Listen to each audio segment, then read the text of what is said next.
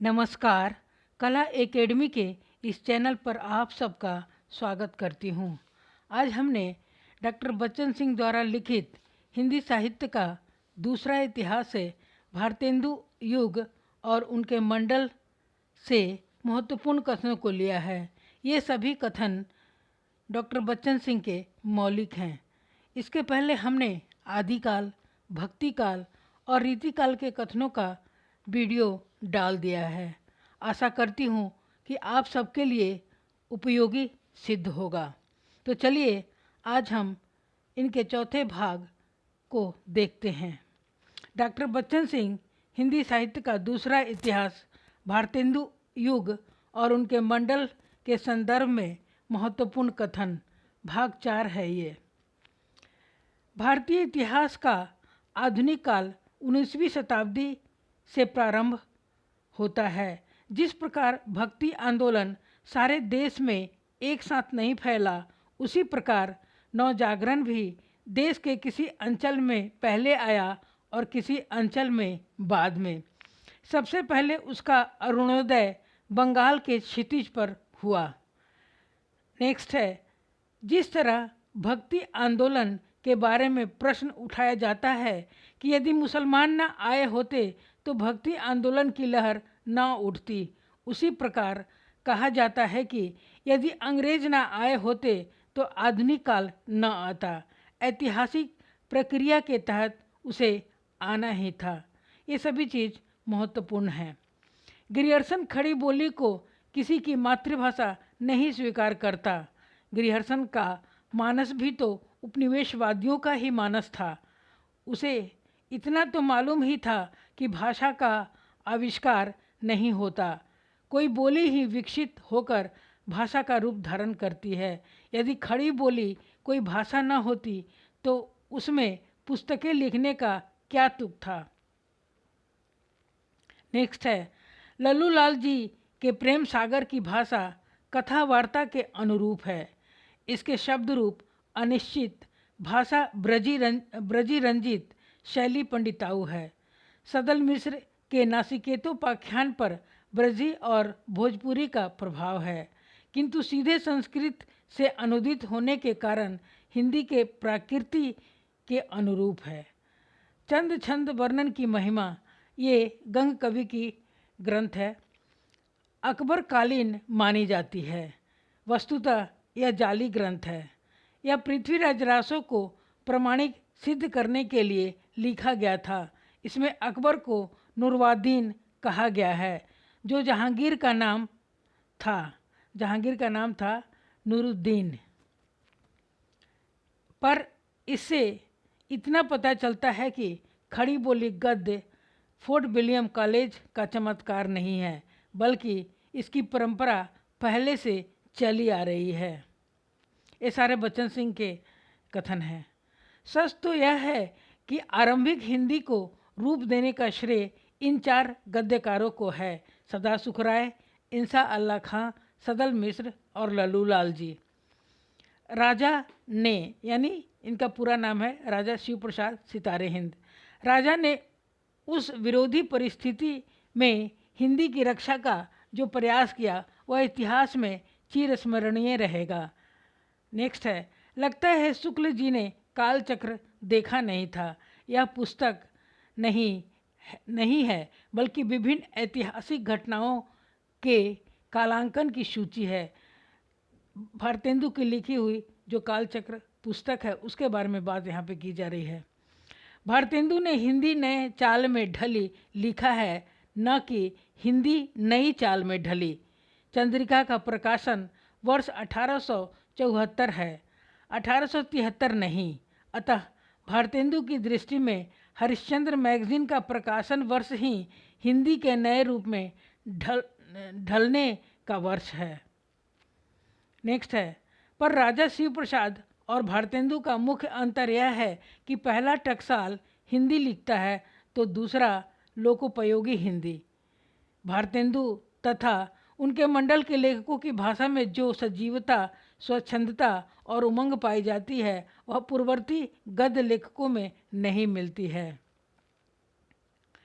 इस समय गद्य इस योग्य हो चुका था कि वह जनता की चित्तवृत्तियों को नए रूप रंगों में रचनात्मक स्तर पर रूपांतरित कर सके। नाटक को छोड़कर अन्य सभी विधाएं नई थी। हिंदी निबंधों को ठेठ हिंदी का ठाट कहा जा सकता है। भारतेंदु की सहानुभूति केशव यानी केशव सेन, केशव दास नहीं, से के साथ थी। वे सभी धर्मों और संस्कृतियों के मेल जोल से राष्ट्रीय जागरण और एकता पैदा करना चाहते थे। भट्ट जी, इनका पूरा नाम था बालकृष्ण भट्ट। भट्ट जी और प्रताप नारायण मिश्र भारतेंदु मंडल के सबसे अधिक चमकदार नक्षत्र थे। संस्कृत शिक्षा के कारण उनके व्यक्तित्व में एक प्रकार का परिष्कार और परिपक्वता आ गई थी, जबकि प्रताप नारायण मिश्र के व्यक्तित्व में सरलता, मनमौजीपन और गंवई का रंग था। नेक्स्ट है, भट्ट जी ने 1872 ईस्वी में हिंदी प्रदीप का संपादन आरंभ किया। प्रत्येक प्रकार की कठिनाई झेलते हुए भी वे इसे 33 वर्षों तक निकालते रहे। पत्र के मुख्य पृष्ठ पर छपा रहता था, शुभ शरस देश स्नेह पूरित प्रकट है आनंद भरे।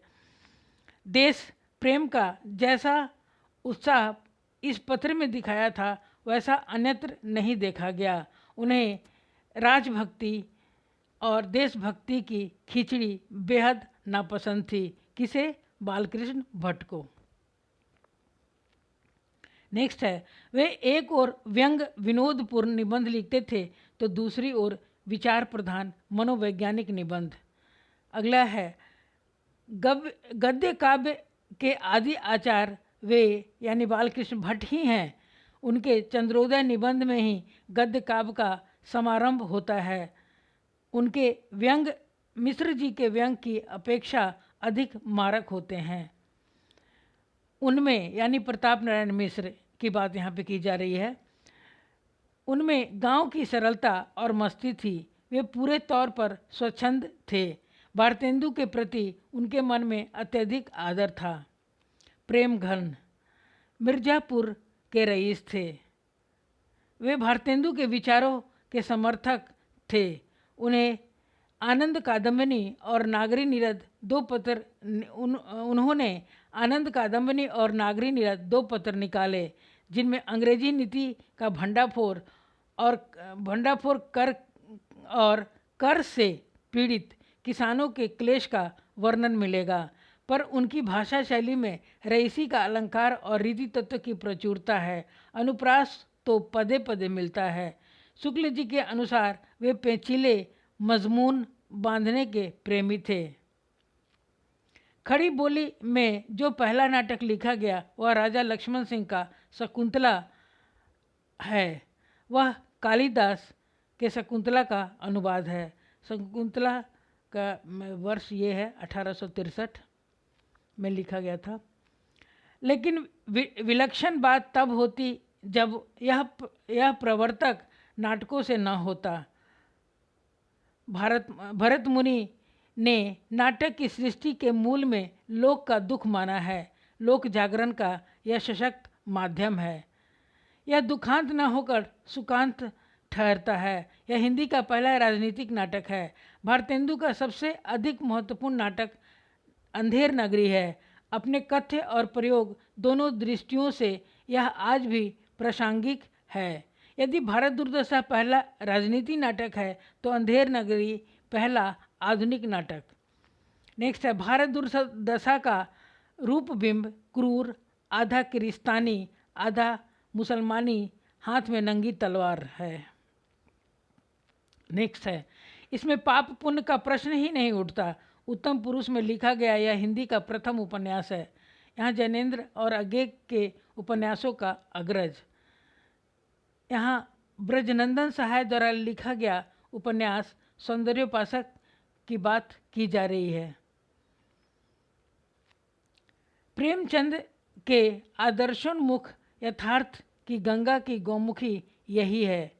परीक्षा गुरु, यहाँ पे गंगा की गौमुखी को माना गया है। यूँ सैद्धांतिक आलोचना के नाम पर भारतेंदु ने नाटक पर एक निबंध लिखा था और प्रेम घन ने बाण भट्ट पर एक भावुकतापूर्ण प्रशस्तिमूलक लेख, किंतु वास्तविक आलोचना का समारंभ बालकृष्ण भट्ट के निबंधों से होता है।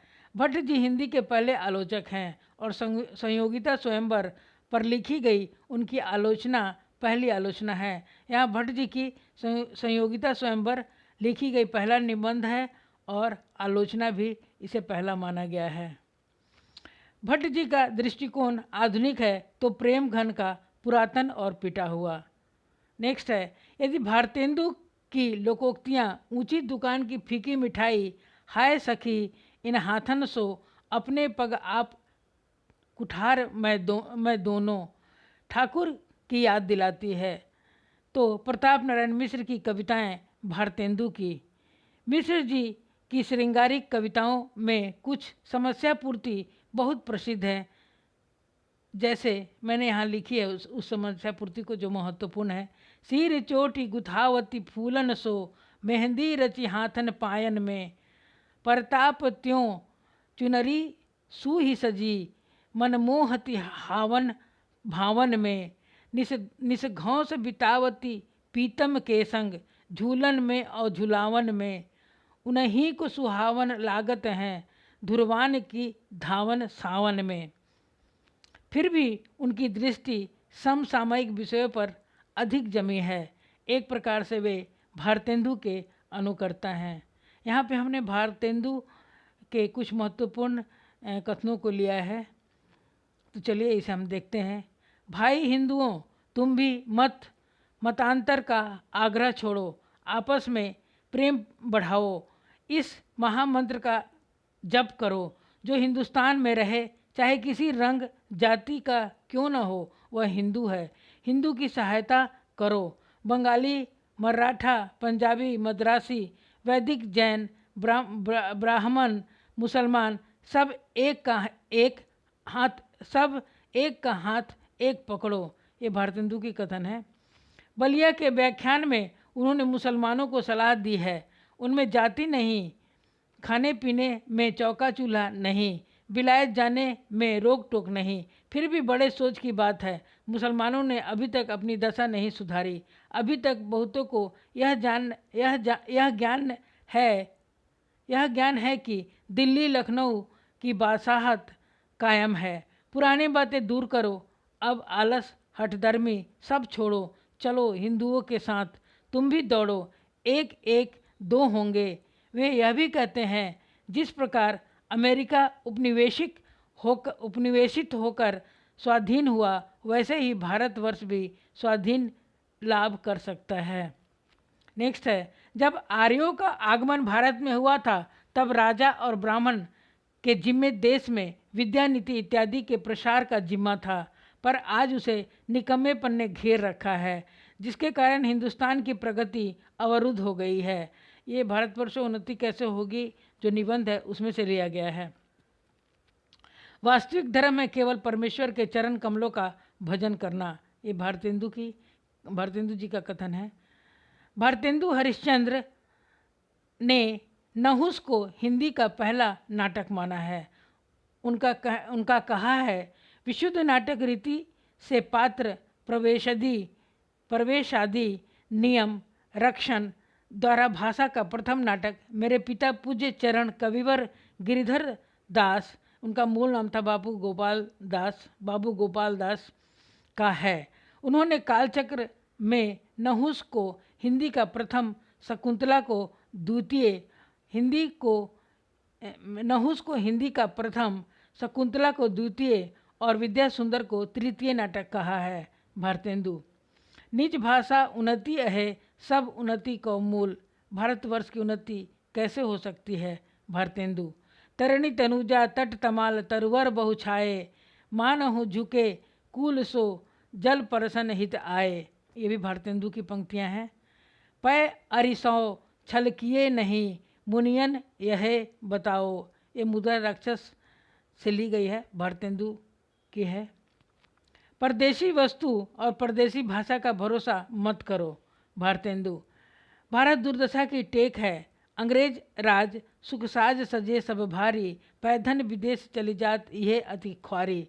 भारतेंदु, रस्मों रिवाज भाखा का दुनिया से उठ गया। सदा सुखलाल जी की ये पंक्तियाँ हैं। एक दिन बैठे यह बात अपने ध्यान में चढ़ी कि कोई कहानी ऐसी कहिए कि जिसमें हिंदी की छूट और किसी बोली का पुट न मिले। तब जाके मेरा जी फूल की कली के रूप में खिले। इंशाअल्लाह खां रानी केतकी कहानी से ये ली गई है।